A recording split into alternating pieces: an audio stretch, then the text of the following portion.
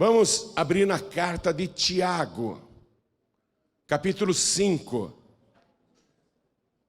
versículo 17.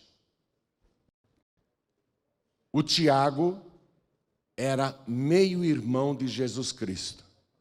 Ele não acreditava em Jesus. Ele infernizava Jesus, inclusive.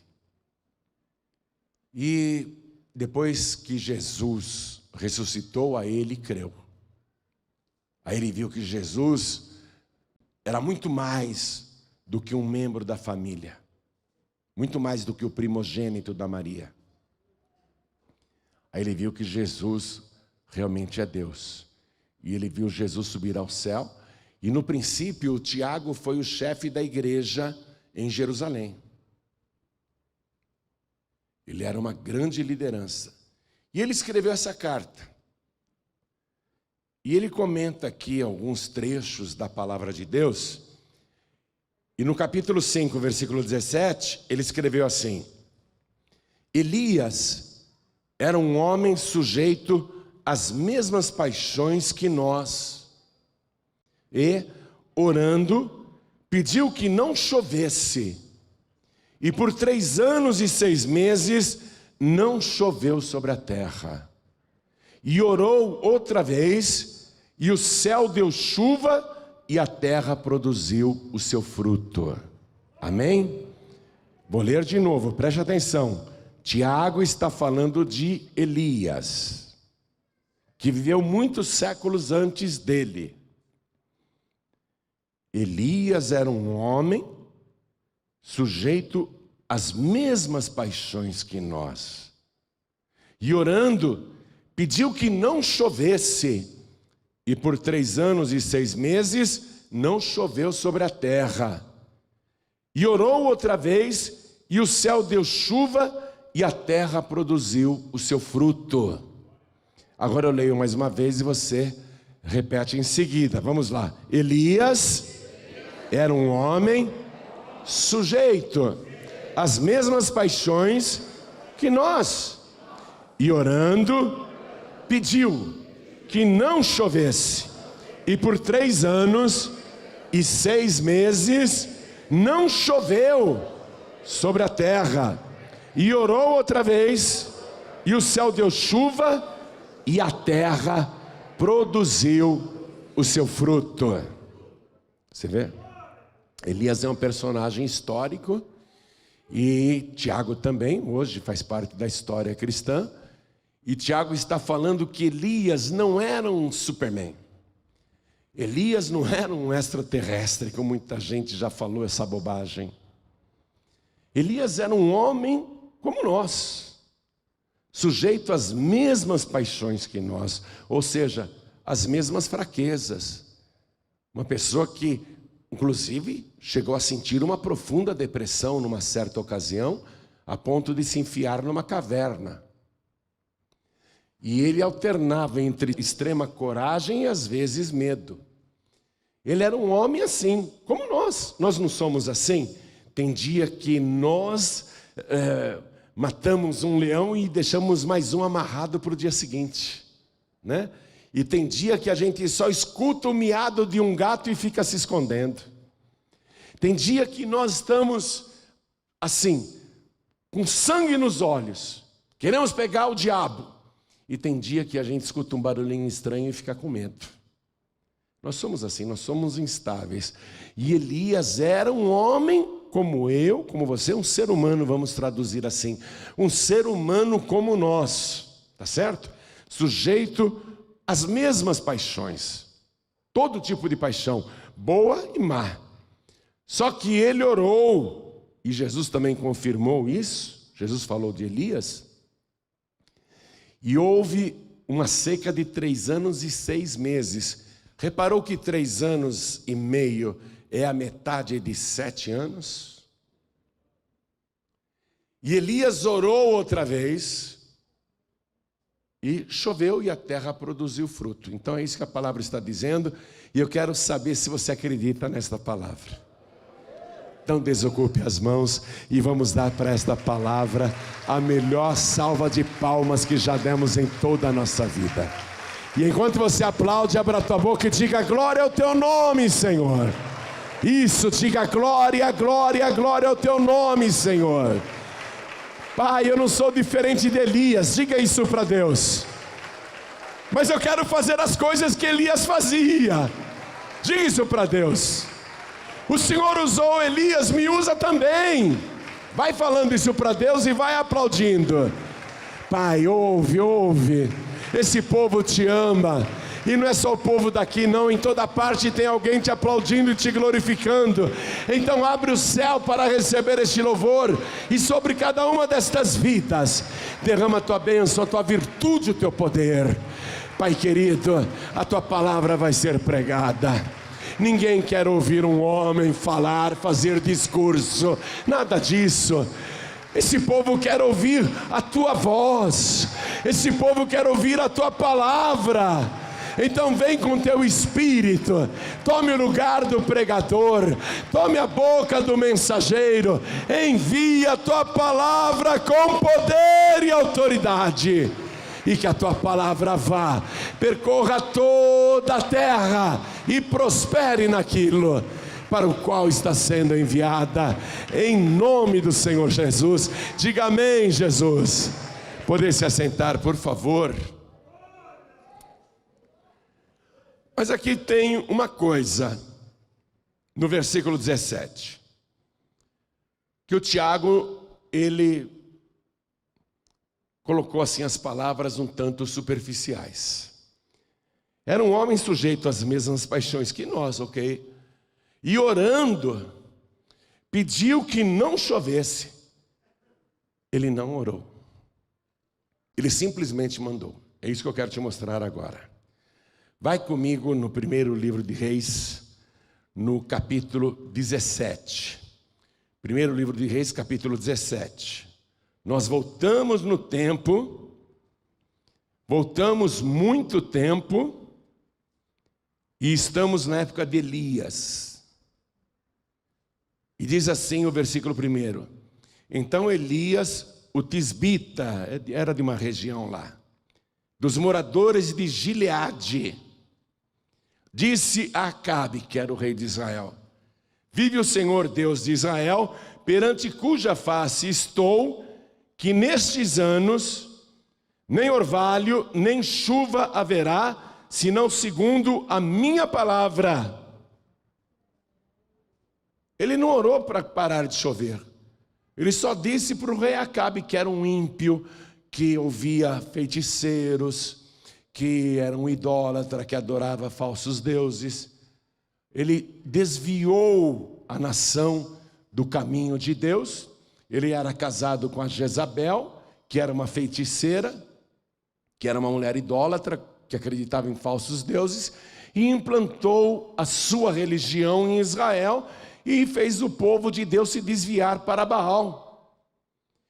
Então Elias, cujo nome significa Deus é a salvação, o Elias chegou lá para o rei Acabe e falou: você é culpado, você é o líder desse país, e eu vou te falar uma coisa, rei, não vai chover mais, acabou, não vai chover mais. E digo, não é só chuva não, nem orvalho durante a madrugada, porque lá naquela parte do mundo esfria muito à noite, e geralmente desce um orvalho, é o que mantém as plantações ainda vivas, apesar de pouca água. E o Elias simplesmente deu ordem: nem orvalho vai ter mais. Então ele não orou para que não chovesse. Ele chegou para Acabe e deu a sentença: ó, eu sou de Deus, viu? Eu estou na presença de Deus, Acabe. Não vai chover mais, nem orvalho sobre a terra, senão segundo a minha palavra. Enquanto eu não mandar chover, não vai chover. E aí começou essa seca que devastou Israel e durou 3 anos e 6 meses. Muitas coisas vão acontecer. No final desse período de 3 anos e 6 meses, durante todo esse mal que veio sobre a terra, o Elias, ele vai fazer uma oração, sim, para que chova, mas não água. Ele vai fazer uma oração para que chova fogo do céu.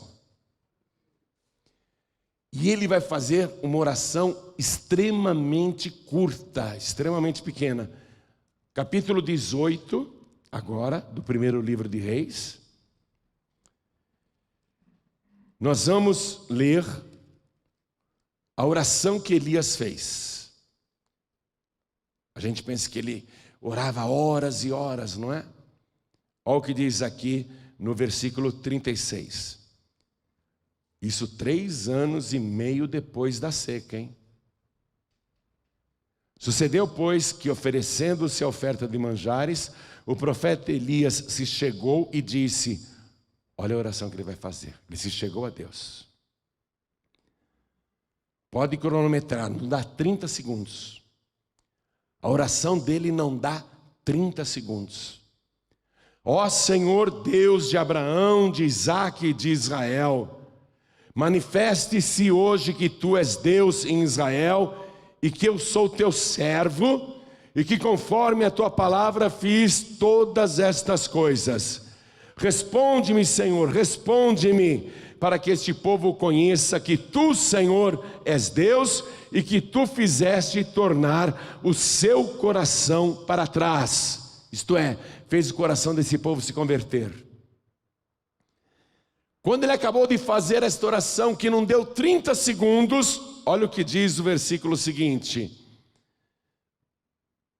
Então caiu o fogo do Senhor e consumiu o holocausto e a lenha, as pedras e o pó, e ainda lambeu a água que estava no rego, sobre o sacrifício ali. Uma oração curtíssima, para voltar a chover, mas não água, fogo do céu. Agora, depois disso, depois desse sinal que choveu fogo do céu, ele vai orar para que chova o que o povo está precisando mesmo, água. Chova água, não fogo. O povo não precisa mais ser abrasado pelo calor, nem por chamas, nem por incêndios. O povo agora precisa de água. Tem 3 anos e meio que não chove. O gado morreu de sede. Famílias foram destruídas por falta de água. Pessoas ficaram doentes, desidratadas. A agricultura foi à falência. O país quebrou. E agora ele vai orar para que Deus atenda a sua oração e mande chuva de água sobre a terra seca, sobre a terra sedenta. Vê o versículo 42. E Acabe, aquele rei ímpio, subiu a comer e a beber, mas Elias subiu ao cume do Carmelo. O Acabe é um ímpio, ele não vai buscar a Deus, ele não vai orar, isso não interessa para ele. Ele sabe que Deus tem o poder de abrir o céu para que venha chuva sobre o seu país, mas ele vai comer e beber, não está nem aí. O Elias, porém, subiu ao cume do Monte Carmelo. E continuando aqui a leitura diz, e se inclinou por terra, e meteu o seu rosto entre os seus joelhos. Primeira coisa, esse homem que dava ordens, não vai chover mais. Esse homem que fazia uma oração curtinha para descer fogo do céu, vai entrar numa oração suplicante a Deus, numa posição intensa de oração.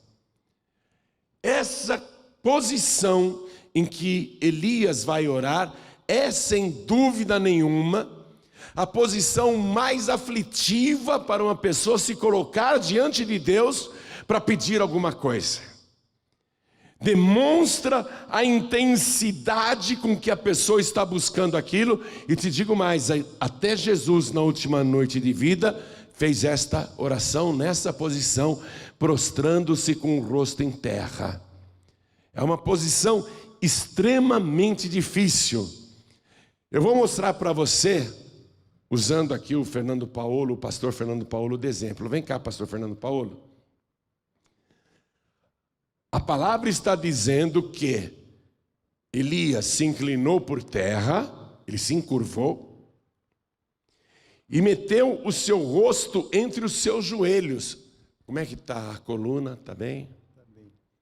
O esqueleto está legal? Tá legal. A roupa não está muito agarrada não, porque senão pode rasgar.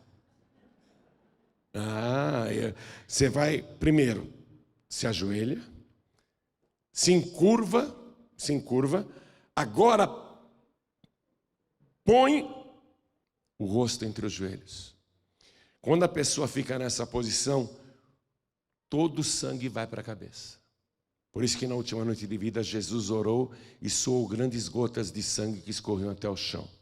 Dependendo da intensidade da oração e do nervosismo da pessoa na hora, os microvasos capilares podem se romper e o suor normal fica tingido com microgotas de sangue, então dá a impressão que está sangrando a cabeça toda. Mas olha a posição que ele está. O homem que não precisava fazer isso, que tinha autoridade espiritual, que bastava orar menos do que 30 segundos para o milagre acontecer. E muitas vezes não precisava nem orar, era só mandar. Agora ele quer aquilo que todo mundo está precisando e ele assume uma posição de muita súplica diante de Deus. E eu vou torturar o Fernando Paulo até terminar a pregação e o milagre acontecer, Fernando. Ele ficou nessa posição e ele tinha um ajudante. Eu vou ficar de teu ajudante aqui. Sem olhar para o ajudante, ele dá uma ordem para o seu moço, versículo 43. Não olha para mim não, fica aí. E disse ao seu moço: sobe agora e olha para a banda do mar. Fala, sobe agora. Sobe agora E olha para a banda do mar. e olha para a banda do mar. Daquele lado, né? Sim, senhor. Não era um lugar próximo de Elias. Elias não queria olhar, mesmo porque não dava visada. Não tinha vista ali para o mar Mediterrâneo.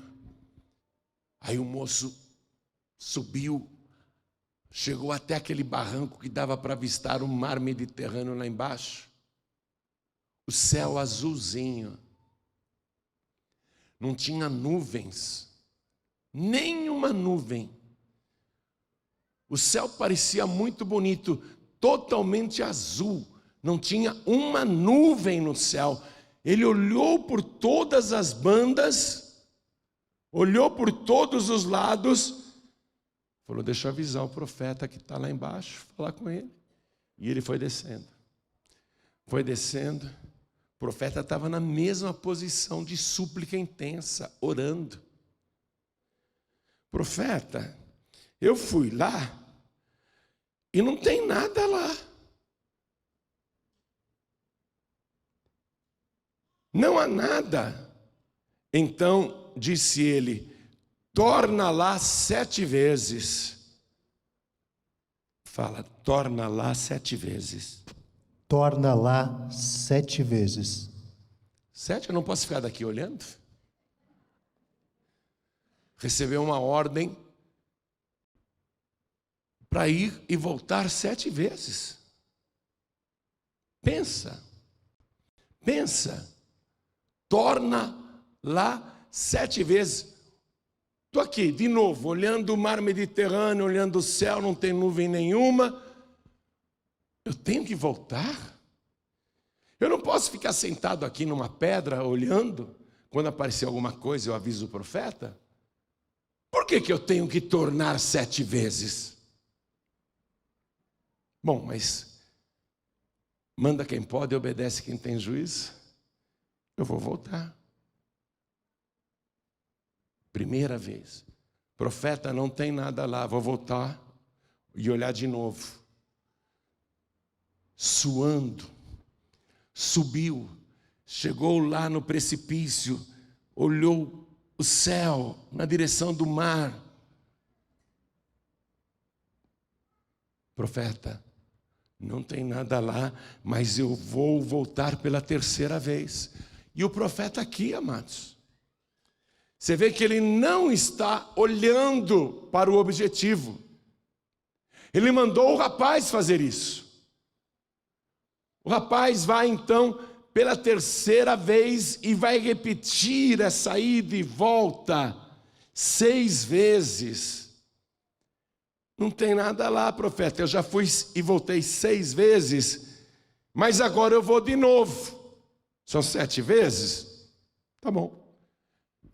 Ele não entende por que o profeta mandou ele fazer isso 7 vezes. E ele vai pela 7ª vez, e ele olha, e ele vê uma nuvenzinha branca naquele céu azul de brigadeiro. E a nuvenzinha branca tem o formato da mão de um homem. Sabe quando a gente olha a nuvem e fica imaginando, olha, parece um coelho, parece um urso, parece um cachorro. Ele olhou, estou vendo uma nuvenzinha pequenininha. Profeta, eu fui lá pela 7ª vez, tem uma novidade. Eu queria contar para o senhor, profeta, tem uma nuvenzinha lá do tamanho da mão de um homem. Aí o profeta, que já estava há um tempão nessa posição, levantou, deu glória a Deus e falou, então vamos embora, porque está armando um grande temporal e vai chover sobre a terra tudo aquilo que ficou retido nesses 3 anos e meio. Toda a água que o céu tinha retido vai descer agora de uma vez só. Você ficou pouquinho, o Elias ficou, não sei quanto tempo, mas não foi pouquinho assim. O que você sentiu nessa posição? Olha, em todo o tempo que eu fiquei aqui, a única coisa que eu fiz foi glorificar o nome do Senhor. Procurei pensar em cada pessoa que aqui está. Cada pessoa que está sendo apresentada por você, que aqui veio. Mas é sacrificante. A posição é difícil. É complicada. Doeu um pouquinho aí? Não chegou a doer que você é jovem, atleta, né? Mas você sente o sangue? Sim, você sente o sangue realmente vindo para a sua cabeça. É desconfortável. É desconfortável. Imagine, o profeta ficou um tempão nessa posição desconfortável, mas ele não saiu da posição enquanto o milagre não aconteceu.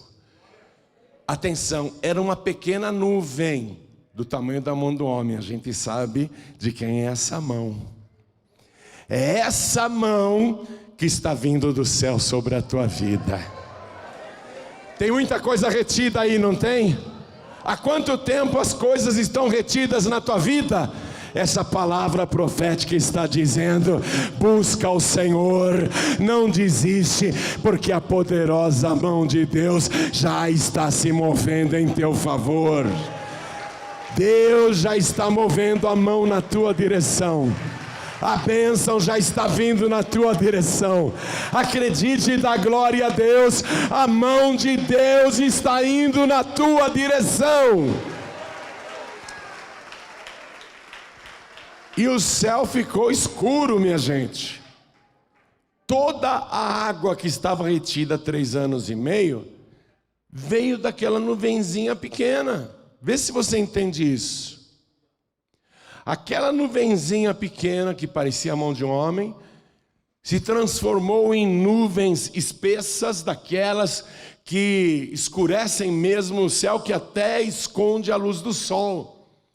O céu que antes estava azulzinho agora ficou preto, preto de temporal. Foi enxurrada mesmo, tudo que estava retido desceu de uma vez, mas começou com uma pequena nuvenzinha.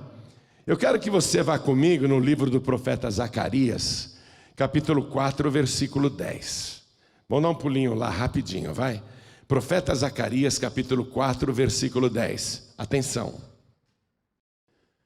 Porque quem despreza o dia das coisas pequenas, a gente costuma dar valor só para as coisas grandes. Mas a palavra de Deus não é assim que funciona. Geralmente as coisas na palavra de Deus têm um princípio pequeno. Deus gosta muito de começar com coisas pequenas. Por isso que você não pode desprezar as pequenas bênçãos.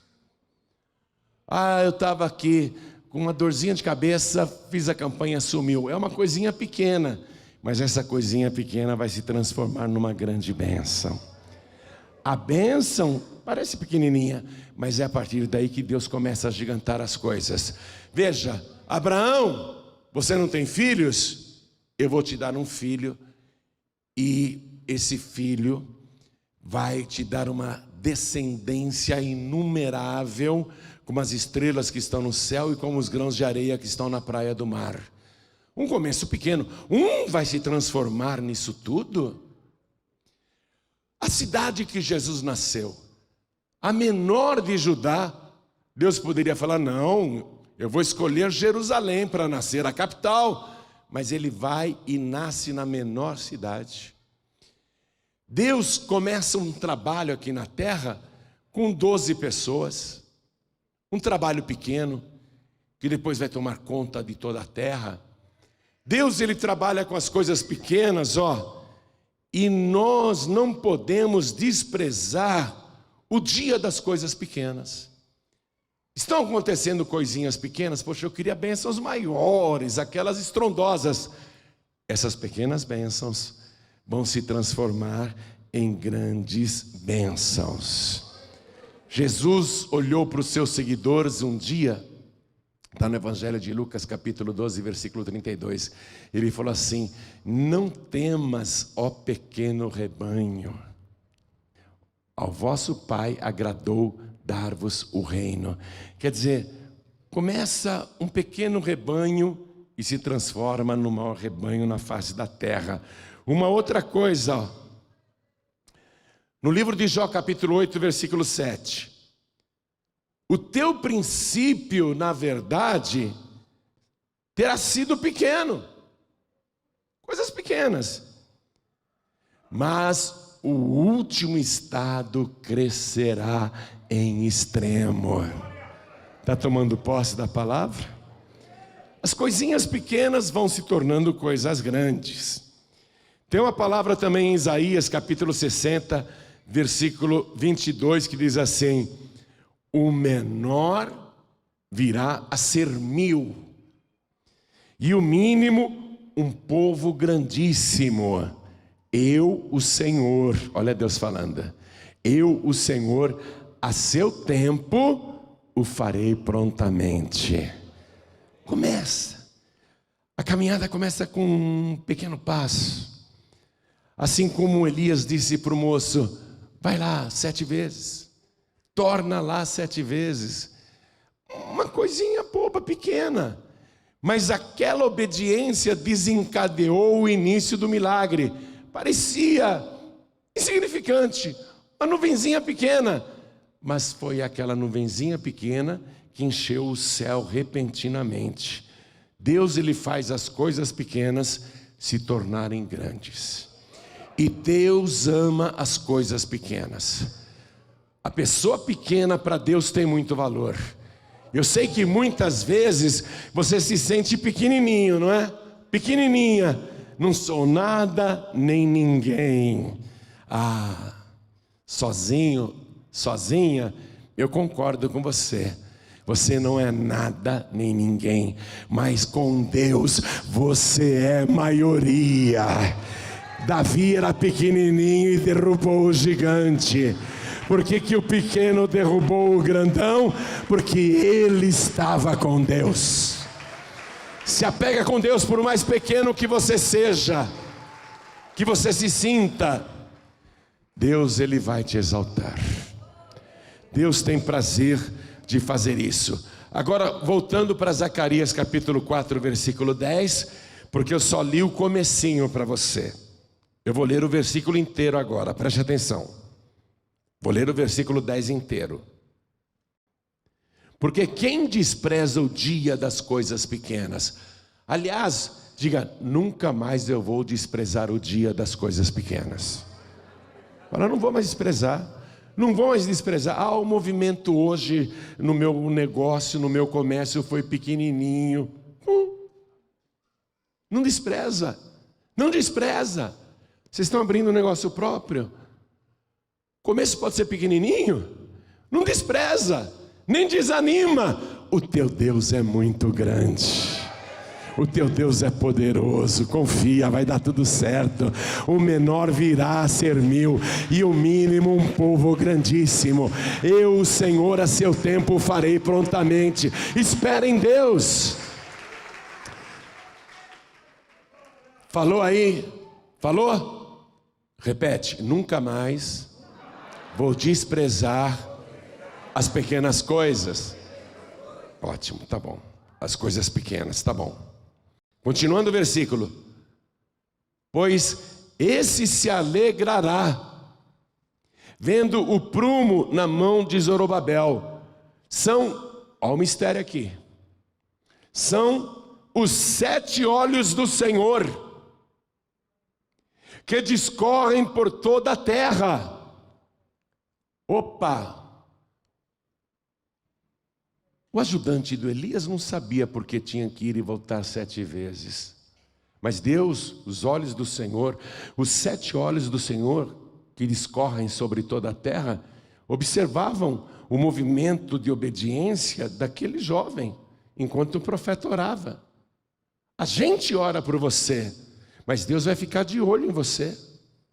Nós vamos ficar orando, eu vou ficar orando, em particular na minha casa, todo dia, a semana inteira, todas as semanas da tua campanha de oração.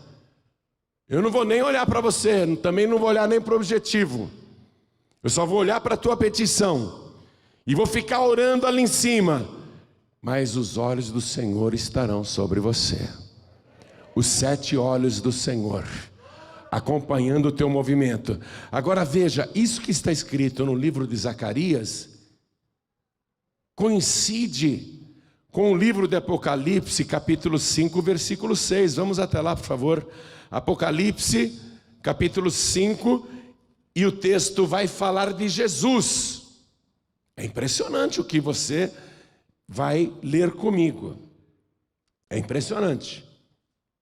O João olhou lá na glória, e eis que estava no meio do trono e dos 4 animais viventes, e entre os anciãos, um cordeiro. Jesus, o cordeiro. Um cordeiro, como havendo sido morto. Jesus é o cordeiro de Deus que foi morto pelos nossos pecados.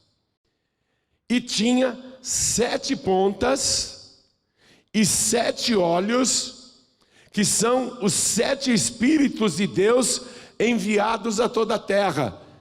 Não me peça explicação para isso, porque se eu soubesse, eu saberia tudo. Eu não sei tudo. Eu só sei que está escrito, e é esse mistério. Por que Deus age desta maneira e trabalha desta maneira? E desde o princípio, desde Gênesis até aqui em Apocalipse, 7, 7, 7, 7, 7, 7, e o cordeiro tem 7 pontas e 7 olhos, que são os 7 Espíritos de Deus enviados a toda a terra. Não me peça explicação, porque eu não sei, e eu tenho certeza que nenhum teólogo no mundo sabe. Não há ninguém que possa explicar esse mistério, e se surgirem com alguma explicação, é imaginação da pessoa, é especulação da pessoa. Porque não há nenhum tipo de explicação teológica para esse mistério que nós um dia iremos contemplar e entender perfeitamente. Hoje, a maior parte do nosso entendimento está selada. A nossa mente humana não é preparada para alcançar essas coisas. E Deus não tem que ficar explicando isso para suas criaturas. Ele diz como é. O cordeiro tem 7 pontas e 7 olhos, que são os 7 Espíritos de Deus enviados a toda a terra. Por isso que até Satanás tenta se apropriar desse segredo, desse mistério dos 7. O diabo tenta copiar 7 encruzilhadas, né? 7 linhas. O diabo fica inventando várias coisas. Aí ele tenta se aproximar desse segredo, usar para o mal um segredo que é do bem, que é do Cordeiro, que é de Deus. Então, nós estamos contemplando a palavra agora, que Elias também não precisava ter uma explicação teológica sobre esses mistérios, mas ele vai colocar em prática. Atenção, não há explicação teológica ou científica para te convencer, e mesmo se houvesse, não te convenceria, porque a pessoa que quer uma explicação, ela está querendo viver pela razão. E a pessoa que acredita neste livro não vive pela razão, vive pela fé no Cordeiro de Deus, vive pela fé no Todo-Poderoso. Nós não sabemos como é, mas cremos que assim é, e assim tem que ser. Nós vivemos pela fé, isso é viver pela fé. Um dia saberemos tudo, um dia vai chegar a revelação completa. Por enquanto o nosso entendimento está fechado para muitas coisas. Quero que toda a igreja se coloque de pé. Você sabia que o Senhor Jesus, que é o próprio Deus, não obstante ele ser chamado de Filho de Deus, ele é o próprio Deus, porque toda pessoa que nasce nesse mundo tem que ser filho de alguém. Ele é filho do José carpinteiro? Não. Ele é filho de quem então? De Deus. Mas ele não é criatura, ele é criador. Ele veio a este mundo para acabar com o sofrimento humano e trazer para cada um de nós os rios da água da vida. Acabar com essa sequidão da nossa alma. Para muitas pessoas há muito tempo não chove bênçãos, não chove graça. Para muitas pessoas há uma sequidão total, a alma está sedenta. A pessoa se sente num deserto, a alma enfastiada. Jesus disse: quem tem sede, que venha a mim e beba. Quem quiser, tome de graça da água da vida. Ele veio com esse propósito. Então ele mesmo se gerou no ventre imaculado da Virgem Maria. E viveu como se fosse igual a mim e a você, e no corpo ele era. Jesus não tinha um corpo à prova de lança, à prova de punhal, à prova de açoites. Não tinha um corpo à prova de dores, ele não era um Superman. Jesus, como Elias, eu e você, tinha um corpo sujeito às mesmas paixões. Por isso que Jesus, como qualquer ser humano, na cruz, por exemplo, ele disse: tenho sede. Ele que é a fonte da água viva, disse: tenho sede. Por isso que Jesus, antes da cruz, foi procurar figos para comer, porque ele estava com fome naquela manhã, e ele não achou nada para comer, porque ele tinha fome. Jesus era assim no corpo, como eu e você, sujeito às mesmas paixões, mas ele não cedeu a nenhuma delas. Jesus nunca pecou e nunca se achou engano na sua boca, porque ele tinha um foco fixo. Eu vim a este mundo para buscar e salvar o que se havia perdido. E eu não vim chamar os justos, mas os pecadores ao arrependimento. Eu vim para que todos tenham vida e a tenham com abundância. O Filho do Homem veio dar a sua vida em resgate de muitos. Na última noite de vida, este cálice é o Novo Testamento no meu sangue, que é derramado por muitos para a remissão, para perdão gratuito dos pecados. Ele veio com essa missão e se guardou para esta missão. Mas era uma pessoa assim, no corpo igual a nós. Mas como ele se manteve imaculado, puro e santo, como ele não tinha pecados próprios, Jesus foi para o inferno não porque pecou, mas porque ele recebeu os nossos pecados. Era o João Ribe que tinha que ir para o inferno, era você que tinha que ir para o inferno, mas ele foi para o inferno no nosso lugar, morreu no nosso lugar. Mas era impossível que o inferno o retivesse, porque ele não tinha pecado próprio, e por isso nem a morte pôde retê-lo. No terceiro dia ressuscitou e está vivo pelos séculos dos séculos. Jesus tem nas mãos as chaves da morte e do inferno. Ele é aquele que pode dar para você o que você procura. A tua vida está em sequidão, ele vai fazer chover bênçãos na tua vida. Ele já abriu o céu para isso, e as bênçãos já estão sendo derramadas sobre a tua vida. Ele quer te trazer tudo isso agora.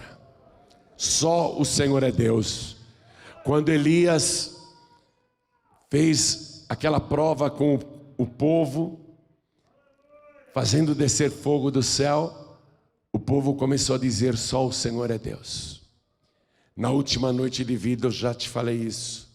Jesus orou ao Pai: Pai, eu consumei a obra que me deste a fazer, e a tua obra é esta, que te conheçam a ti só, como único Deus verdadeiro, e a Jesus Cristo a quem tu enviaste.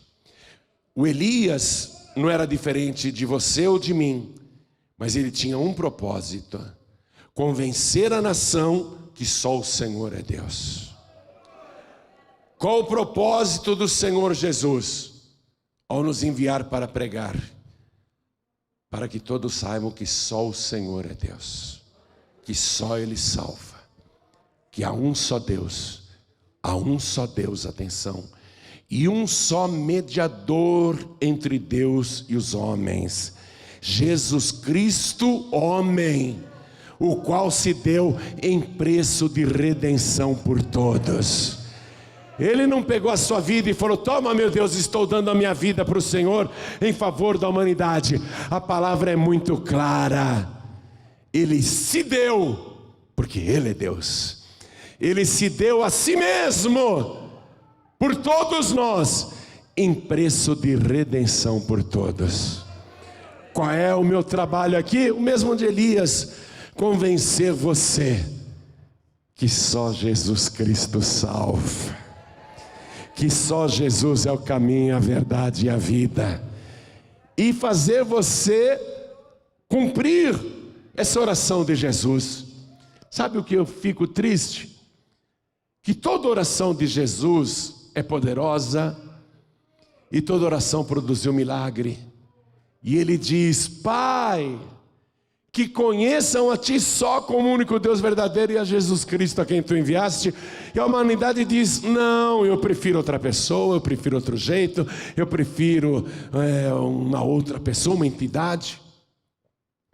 É triste saber que Jesus fez esta oração e as pessoas dizem não para Ele. Mas quem diz sim, só o Senhor é Deus. Quem diz sim para Ele, ouvindo um homem como eu, que não é diferente de Elias, que não é diferente de você, quem diz sim para Ele, tem os seus pecados perdoados, o seu nome escrito no livro da vida do Cordeiro, banhado pelo sangue de Jesus, limpo de todo pecado, de toda iniquidade. E se você se mantiver com a cobertura do sangue de Jesus, um dia, você vai entrar na cidade santa pelas portas. O sangue de Jesus é o passaporte para a cidade santa.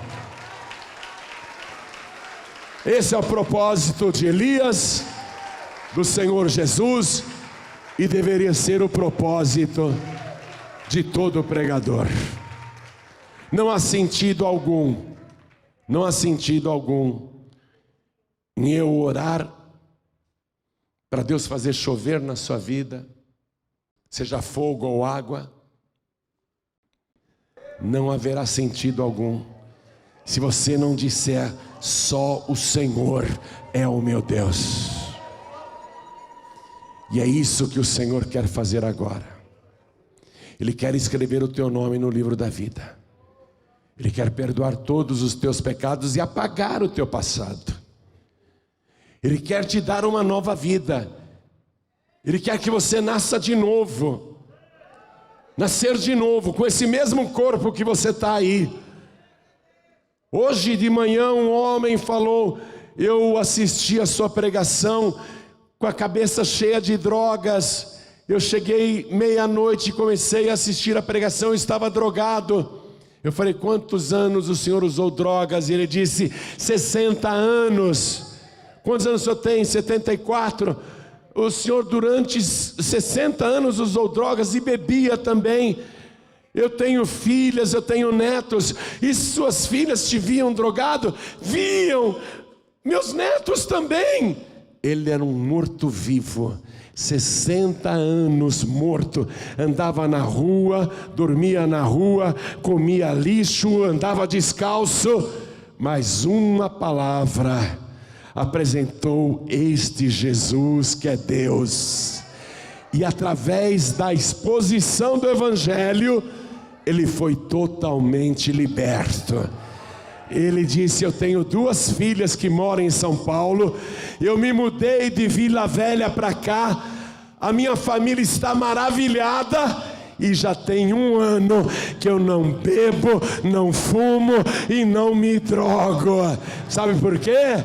Nasceu de novo. O passado dele foi apagado, a velha criatura foi sepultada. É isso que Jesus veio fazer. Só o Senhor é Deus. Deus conhece as tuas fraquezas e os teus pecados. Não precisa chegar aqui na frente e contar para Ele nada, porque todas as tuas obras estão escritas nos livros lá em cima. Tem um livro das obras com teu nome, tudo escrito lá. E pelo livro das obras você não tem escapatória. Mas a palavra declara que tem um outro livro lá, o livro da vida do Cordeiro. E todo nome que for achado, escrito no livro da vida do Cordeiro, passou da morte para a vida. Como é que você tem seu nome escrito lá?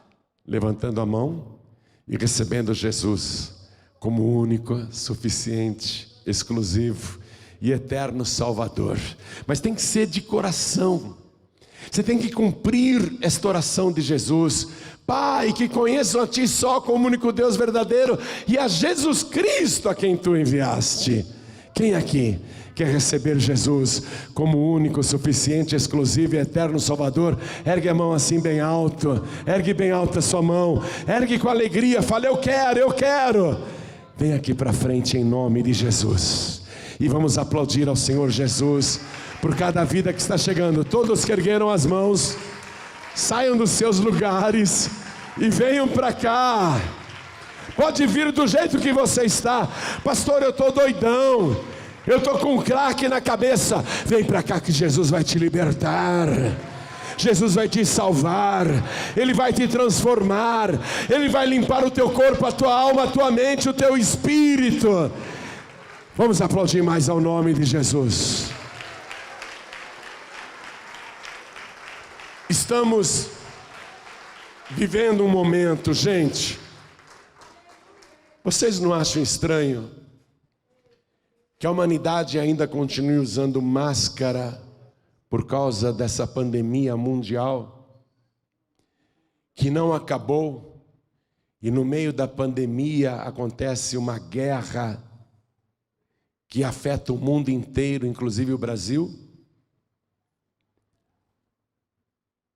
Nós estamos sendo afetados. O pãozinho que você come vai custar mais caro por causa dessa guerra. A gasolina vai custar mais cara por causa dessa guerra.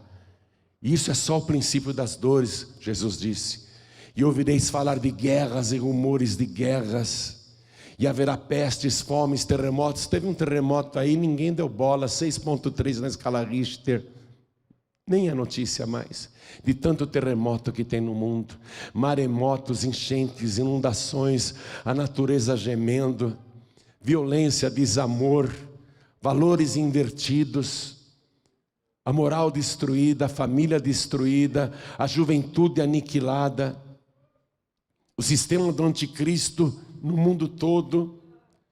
Olha só, tudo pronto, tudo. Estamos vivendo um tempo difícil e não é um tempo qualquer. Foi o tempo que Jesus disse: quando estas coisas começarem a acontecer, levantai as vossas cabeças e olhai para o céu, porque está próxima a vossa redenção.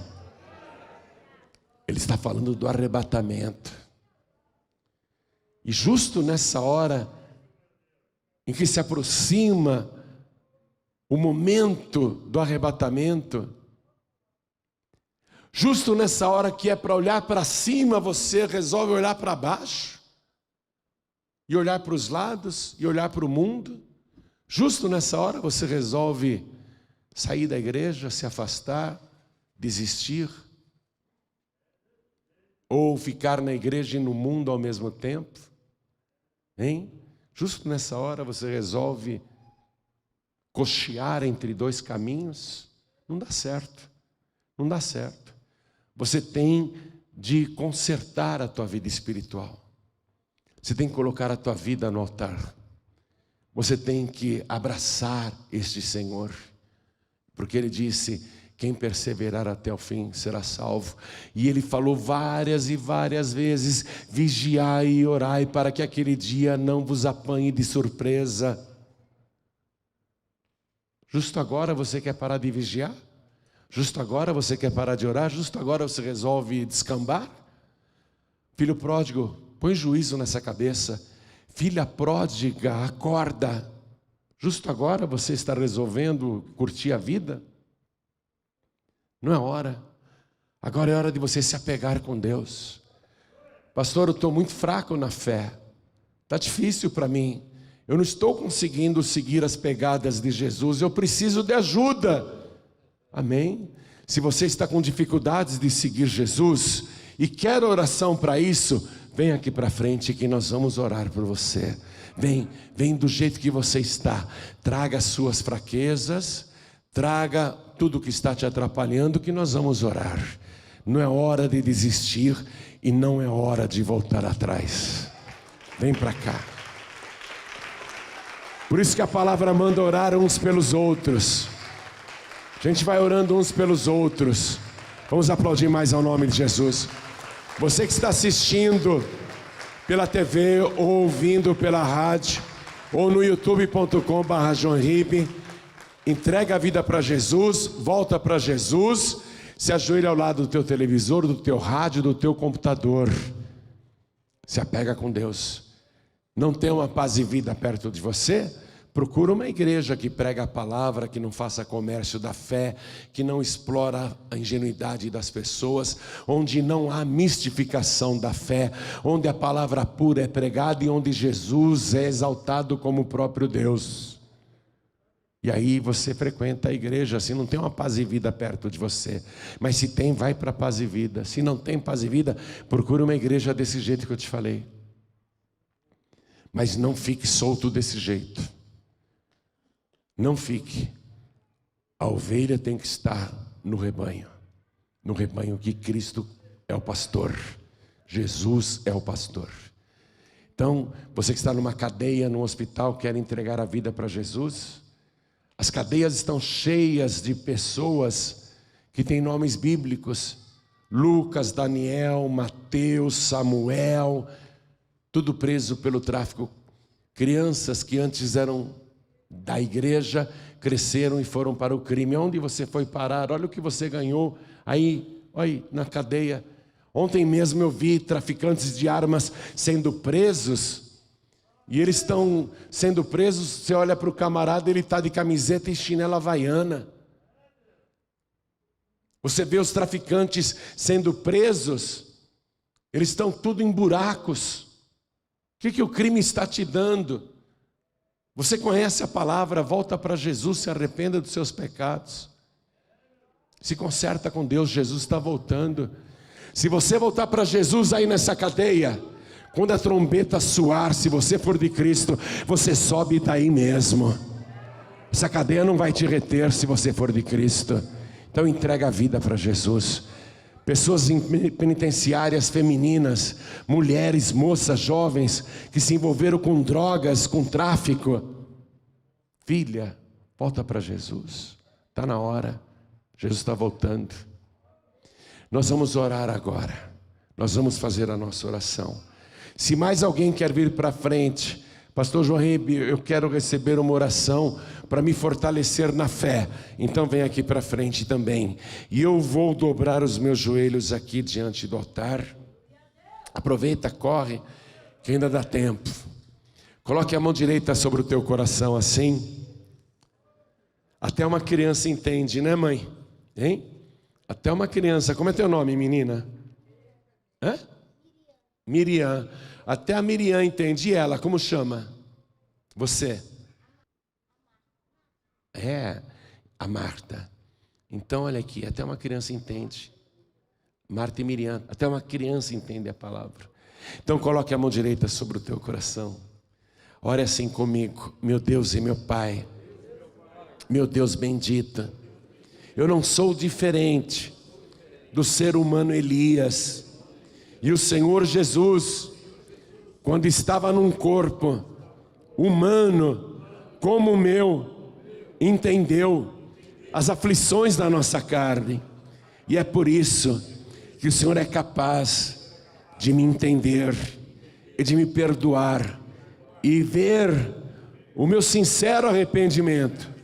Por isso, Senhor, eu te suplico agora, mesmo eu sendo pó e cinza, faz de mim uma vida eterna.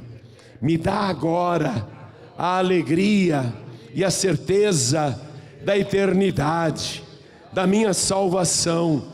E eu tenho direito a isso, porque eu declaro que o Senhor Jesus é o meu único, suficiente, exclusivo e eterno Salvador para todos sempre.